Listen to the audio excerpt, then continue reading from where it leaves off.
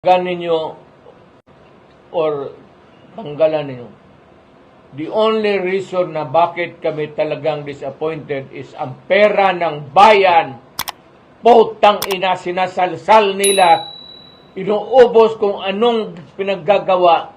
Ang magtaong bayan, pobre pa rin. Yang bilyon na yan, kung itinapon yan doon sa public,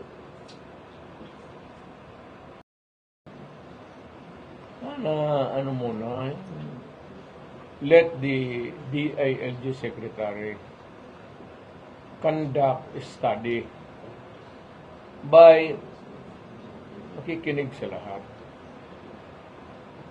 Hindi yung tatlo lang kayo dyan sa pamilya. Ito bayan natin. Bayan ko, bayan mo. Bayan mo. Papayag ka ng ganon. Kung hindi ako nag-rally, malaman ba ninyo itong putang inang kaputahan ang ginagawa nila? Kaya sabi ko nga, walang oposisyon eh. That's what I've been telling. Akala nila, nagbibiro lang ako na parang desperate ako na out of circulation. Putang ina, retired na ako, ayaw ko na.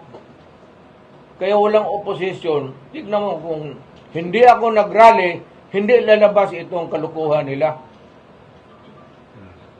Walang Pilipino tumitindig. Ay, si Bebot nauna doon sa, ano niya,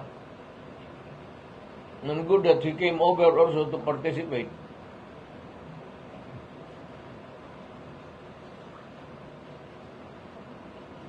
It boils down to, medyo mabarato lang ito. Sa ibang tao, wala, salita lang yan. Pero, kami ba? It is a matter of principle. Diyan kami magpakamatay. Diyan ako mamatay.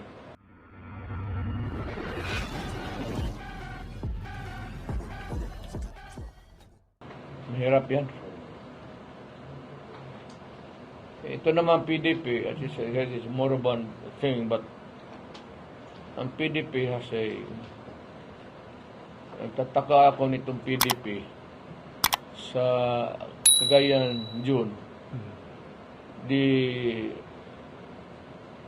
birthplace of PDP. Nandoon yung mga mautak ng sila Pimentel.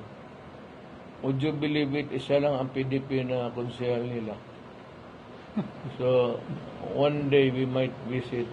Pero yung mga yung leader, hindi ko lang sabihin mo na sabi nila, okay kami, we'll join.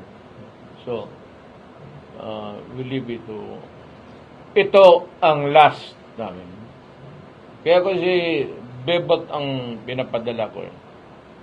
Because si Bebot Alvarez, siya yung talagang pinakauna nagparakad ng mga papel about the desirability of Mindanao seceding from the Republic of the Philippines. Siya yung nanguna talaga. Kaya ko siya inilagay dyan so that we can pursue, because by this time he would know the verbitalis. It would not be, hindi naman rebellion, hindi yan sedition. There's a process in that. I think before the UN, where you would gather signatures from all sorts in Mindanao, magpirma, verified, under oath, in the presence of so many people, decide that we want a separate. Kaya kung ganon lang naman kayo dyan sa Luzon, pati sa Visayas, bahala kayo. Lahat, nandito man sa atin lahat. We ought to give our resources to them. Wala man ang Samar, ang Cebu, wala man nagpadala sa atin ng saging. Tayo man ang Mindanao is rich. But of course, kung mag-separate independent to, at magpuntahan lahat dito ang Pilipino, then it's gonna be a big problem. So, on its growing years, you have to restrict. But you can come. Mga taga Luzon, Visayas, we will not deny you, Filipino. Pero, hindi naman, not really, hindi naman passport. Kunting ano lang yung ibigay na card. Kung mag-independent tayo, kung kayo rin, ako gusto ko talaga, gusto ko na. Nagsawa na ako sa ilang presidente na kasi from one glory. Wala nangyari sa Pilipinas. Angat, no?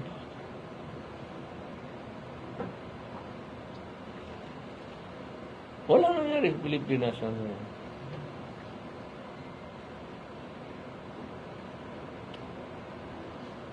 Kaya we'll try to make a political party. Ako, in front of Bebot now, I would insist na kukuha tayo ng mga partido na mga party mates naman. At least may, hindi naman yung prinsipyo the highfalutin thing mo. Marunong magtingin. Saka hindi yung convenience na isang liparan lang dito. But I do not really, wala akong masabi dyan sa mga congressman na pagkatapos for PDP yan, pagkatapos takbo na kaagod doon sa lakas industry. Okay lang. Pati yung mga tao ko, ubos. Pero yung anak ko, pati si Ungab, I understand. Pero, kaya sabi ko, hindi tayo makaintindihan mo.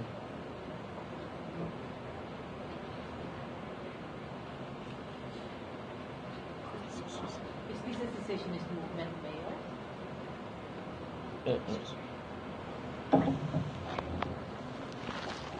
Again? Is this a secessionist movement because you wanted to cut out from... No. It has been, it is not a sobrosa thing. Hindi yan by whisper. Talagang openly yan. Bebot has been going around convincing people. Pero kami, alam ko, maganda yan, pero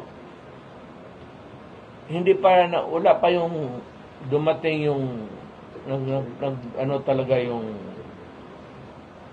nakita na natin yung baskin na anong gawain natin, wala tayo. The next president again will be as lousy as the old. We cannot, may ano tayo, may at stake is our future and our children. So, separate na lang tayo. Sir, will this endorse a new president, sir? Ha? Will this endorse a new president, the new party that you are... No, wala na ako. Retired. I will just be an advisor. At kung may itong matuloy man itong Mindanao, I will not run for any public. Who is a possible runner, sir? Candidate? Ako? Can you, if not you, who is the possible candidate for the Well, bahala kung sino nandito, mga politiko, mag-convince sila, malinis, walang bilihan. Wala mong, Okay, can we entertain questions from Edith Regalado? Mayor, two things. One thing is, are we seeing the end of things that after your declaration Sunday night, COMELEC suspended the acceptance of the PI, and then another one is yung Senate came up strong in their position, and then are we just seeing the start of things to come? Di kita nakuha. Sino itong sututing? Two things. I said two things. Two things. Oh. I said two things. One is the are we seeing the I was thinking that you are relating somebody named two things. Mahina. The second question is, what do you think would be the worst that they could file against you? I think the most is libels because of what you did last Sunday. Hindi naman kayo pwede i-restrain. What would you file against me? Freedom of expression. I was talking of public interest. That is a subject that is sacred. I am a citizen of this republic and I should worry.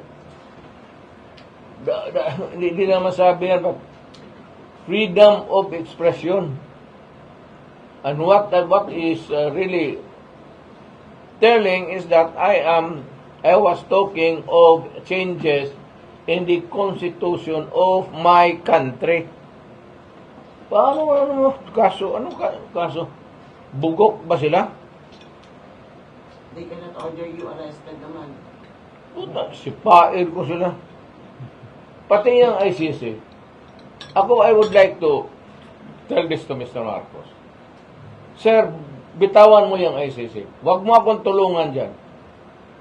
Ako na ang bahala.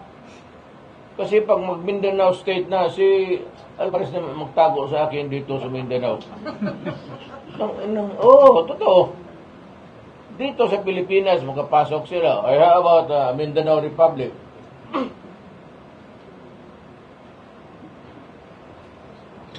Okay, Randy, yes.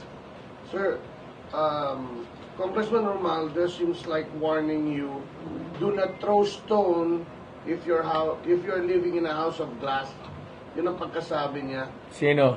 Di Romualdez, huwag kang babato ng bato kung ang bahay mo ay gawa sa glass. Ang problema nitong akin, hindi ba nito? Babalikan ka kasi konting respeto daw sa Pangulo. Lahat tayo pa yung magkamali. Ano ilabas niya? X-rated na humihindot ako ng babae. Bakit? Hindi siya marunong? Turuan ko siya. Ano? Nagdakaw ako? Putang ina. You can reach the heavens na mayor ninyo ako for 23 years. May nakita kayong improvement pambahay ko sa sakyan ko pati sa panano. Ako ba'y nagpunta ng abroad? Hindi nga ako ayaw ko pumunta ng nakapunta ako ng abroad dahil duty ko nung presidente ako. Pero sabihin mo mag-abroad gastos ng gobyerno.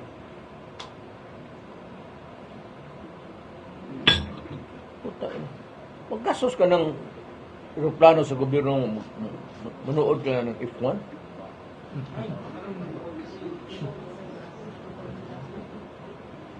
Kung anong gusto mo, maglipat ako sa Hong Kong, maganon lang ako, tapos balik ako. Mahilig man ako magganon. Masaya kayo niyan?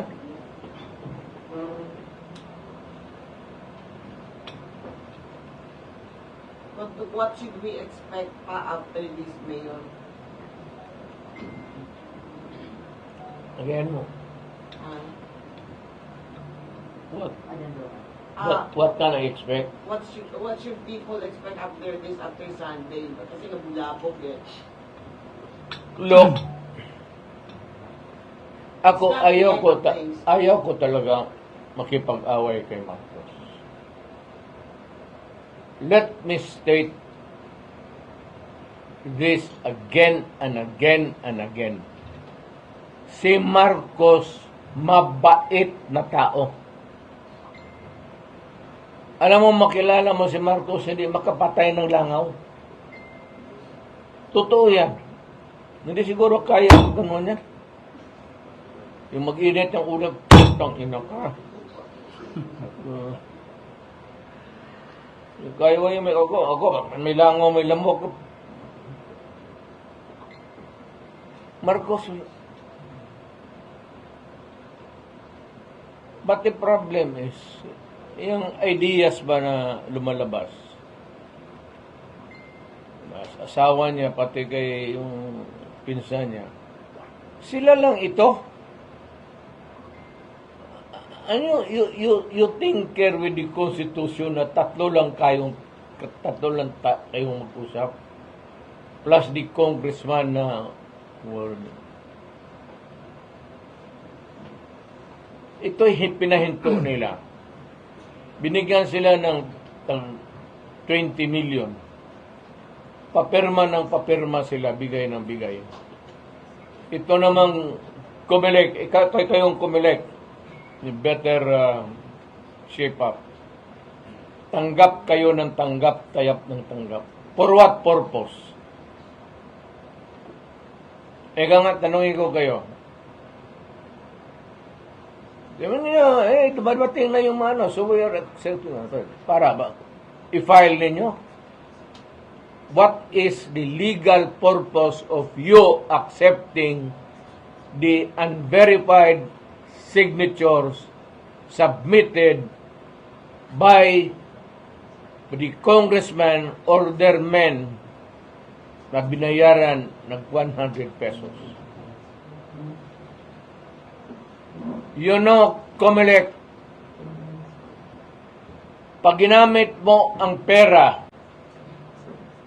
tapos i-bribe mo ang Pilipino for him to sign a document, whether hindi lang lalayo yan, that is bribery. That is fraud.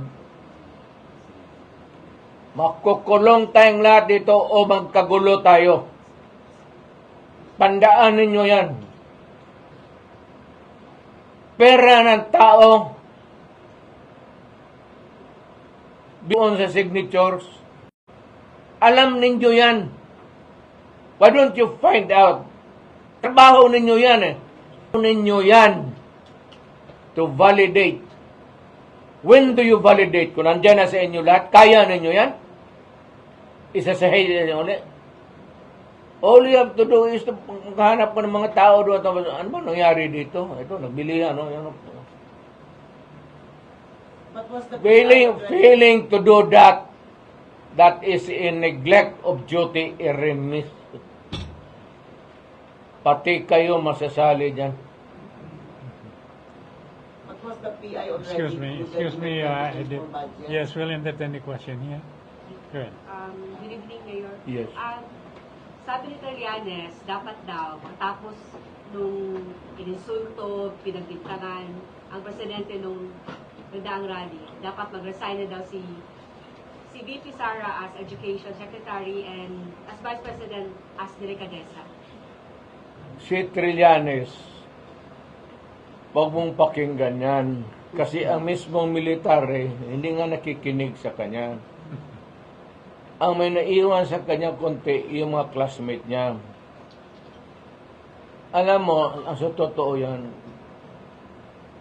Trillanes is a simpleton. Walang idea, sige bitaw-bitaw ng salita, hindi niya alam ang batas. Basta kung ano lang yung stock knowledge niya na pag-aralan niya noon. Bubo itong gagong to eh. Ito ang typical na tinatawag ng mga Tagalog na torpe.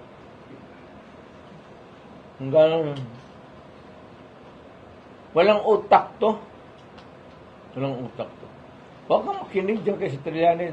Mga military, hindi na nakikinig eh. Tanungin mo yung mga, karami itong military, magtanong kayo. Hindi na nila pinapansin yan.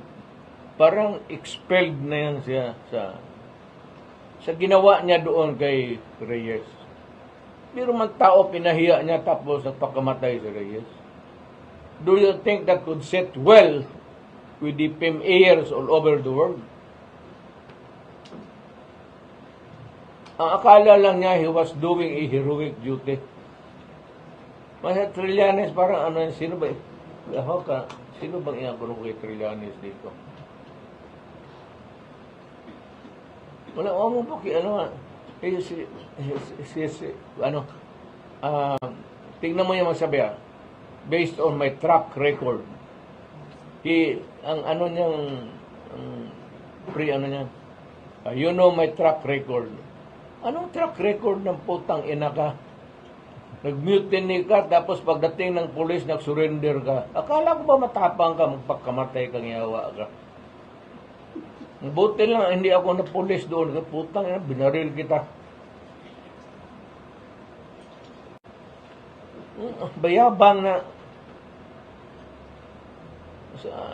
Sana ang nanay niya, nakikinig, sabi mo, badlungan na imong anak. Nagkakalat sa mundo was given that opportunity to run for President Nanalo because of the sentiments against Arroyo. Sige, magtakbo yan siya uli. Tignan mo kung paano ko babuyin yan. Litsunin ko yan sa butang ina. Doon sa harap niya. Akala niya matapang man siya. Doon na kung salita sa harap niya. Ugok, akala niya PMA siya ng antigas. NPA trained ito. Siya PMA, ito NPA. Okay, yes. Mayor, laro mo lang namo, atong istorya ni President Marcos about fentanyl. For the record, wala ba epekto sa imuha on your body, mind, ang fentanyl? That was 8 years ago. Iban daw ang fentanyl, makaalit daw. Usa sa imuha, karon, wala ba epekto sa imong panlawas, panguna-una ang fentanyl? Wala man ang akong addiction, wala man gud mawala. Naipintanin pero wala man to. Kasi ang addiction ako, o basing no, babae.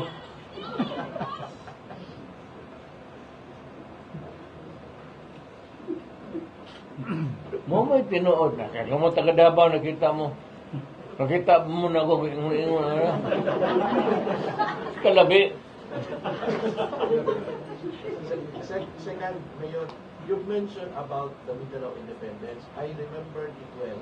Sa una, yung panahon ni Kaloy and Pimentel, nalaga nito ipakita sa una. Movement. Movement. Mindanao Independence Movement. And naanay anthem para sa Mindanao. With this thing right now, nalaga mo yung una-unaan, nabubuhat ko as a presentation, kung sa may Mindanao sa flag sa Pilipinas and everything. We, since I have publicly acknowledged na gusto na ko si Bebot Muhed sa mga Davao grouping, not necessarily a party, magsa-istorya mo, then we would listen to him. Kasi may nakibaw sa webwitan. Papel-papel pa sa ito, basa mo lang. So, what would you, saan tawag na ito ani Mayor? Political party or movement? It's a movement. It can be a political party. Pag naanay gobyerno, then we will have a political party. But the movement to start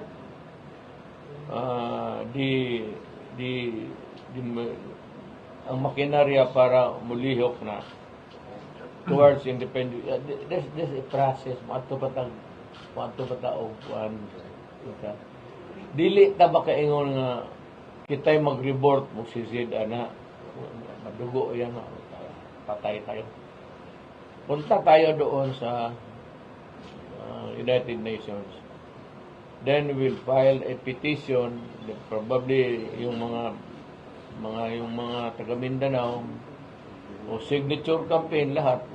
Yung tarong talaga ba, yung tinuod. And if whoever is in charge there would say that, okay, let's have a plebiscite. O kung magsabi lahat na taga Mindanao, alis kami. Okay, tayo na. Ikaw, kung hindi mo gusto, lumipat ka na lang. Umalis ka na sa Mindanao. Pagbalik mo, hingihan kita ng pass card. Pass. Hindi visa. Nanay passport. Taga saan ka man? Sa probinsya mo? Ayan. Ha? Tatanong ang Tabato. North Cotabato? Mindanao, Hapon, no? I'm just going to correct some facts that you cited. Pimentel has nothing to do with the MIM. It was Ruben Canoy. Ayan. Okay? Federalism. Yeah. Sir, namoy timeline. The only reason, remember this, do not misquote or dagdagan ninyo or tanggalan ninyo. The only reason na bakit kami talagang disappointed is ang pera ng bayan. Putang ina, sinasalsal nila, inuubos kung anong pinaggagawa. Ang magtaong bayan, pobre pa rin. Yang bilyon na yan, kung itinapon yan doon sa public,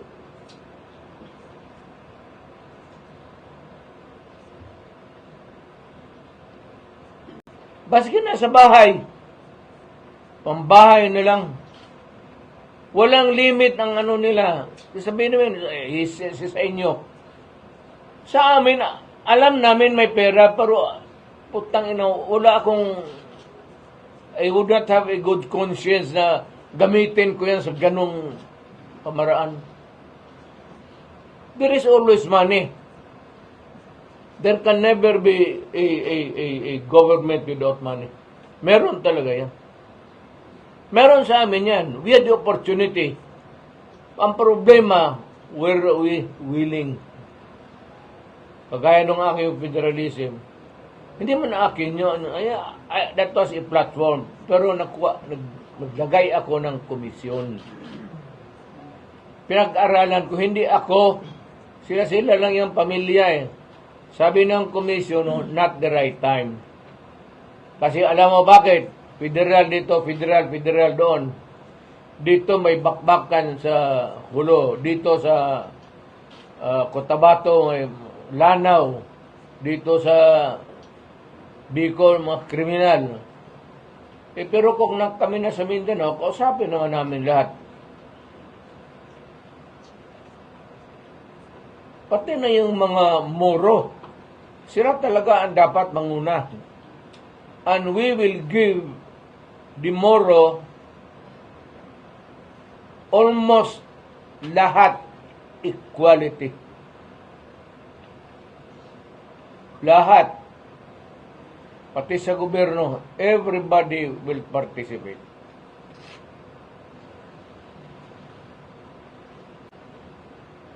Mga muro naman ugali namin. Muro rin talaga ako. By blood. Ito si Bebot.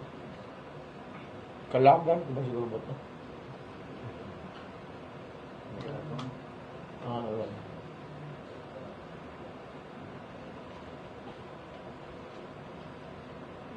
Home ground naman namin to.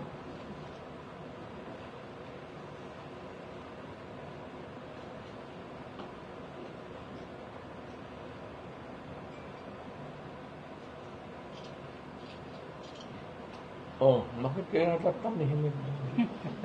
Sir, Okay, sige, Ruth.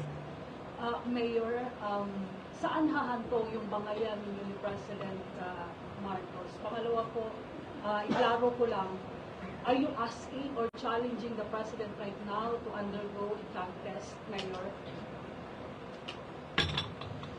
If you insist in the fentanyl, that was 8 years ago, tapos na ako dyan. Sa operasyon ko yung, di ba, noon kita ninyo ako, Mayor, ako umating ako dito, naka-plaster cast. You remember that? Yun. That was the last time. After 2 days, wala na. Sabi ng doktor, wag na. Kaya ngayon, gusto niya itong fentanyl. I will challenge him. Luneta Park. Oh. Dalawang kamay. Iyo.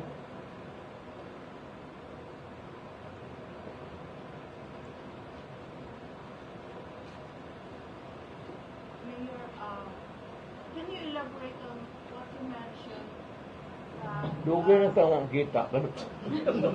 Abang tira dire. Mayor, what you mentioned about the president going to Germany, ano pala ginawa niya? Going to? Germany. For the Ay, ako tinatanong siya eh. Ako natanong. Just before the election, many months before, went to Germany for a rehab.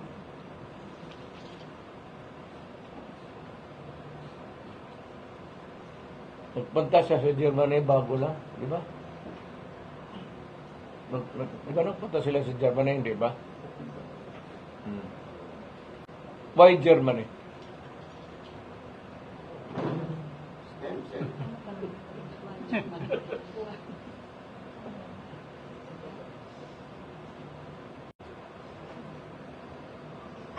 Hindi naman ito lalabas sana kung ano muna, let the DILG Secretary conduct a study by makikinig sa lahat.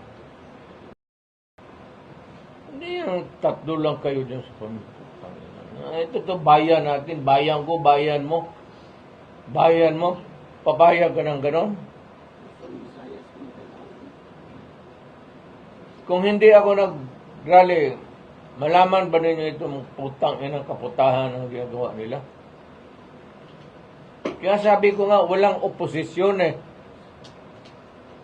That's what I've been telling. Akala nila, nagbibiro lang ako na parang desperate ako na out of circulation.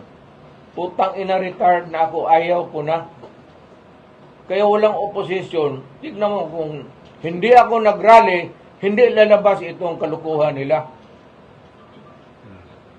Walang Pilipino tumitindig. Ay, si Bebot nauna doon sa, ano niya.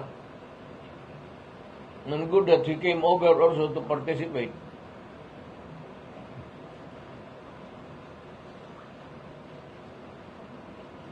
It boils down to, medyo mabarato lang ito. Sa ibang tao, wala yan, salita lang yan. Pero, kami ba? It is a matter of principle. Diyan kami magpakamatay. Diyan ako mamatay. Sa totoo lang. Patayin mo ako dahil yan. Bihin mo mag-surrender ako. Putang ina. Barilin mo na lang ako. Magsalita ka rin.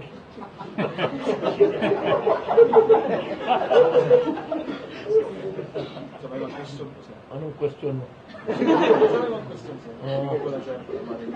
Pa-question mo siya, uy, baka may tanong.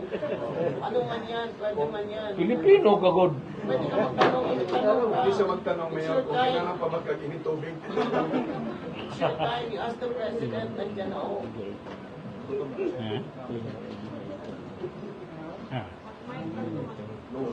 Ang mga tana mag-mind. Pero,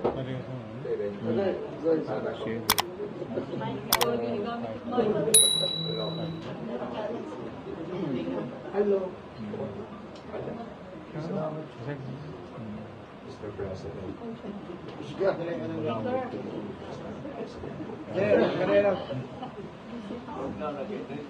Mr. President.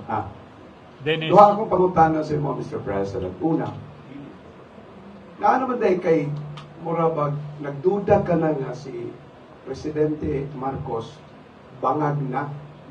Unya, murag wa kami tambag kang Vice President Inday nga dahil kanang ikaw gagag Presidente ayon na si Kwan. Sa imo nga pahin ganong gisugot ka nga ang imong palangga nga anak.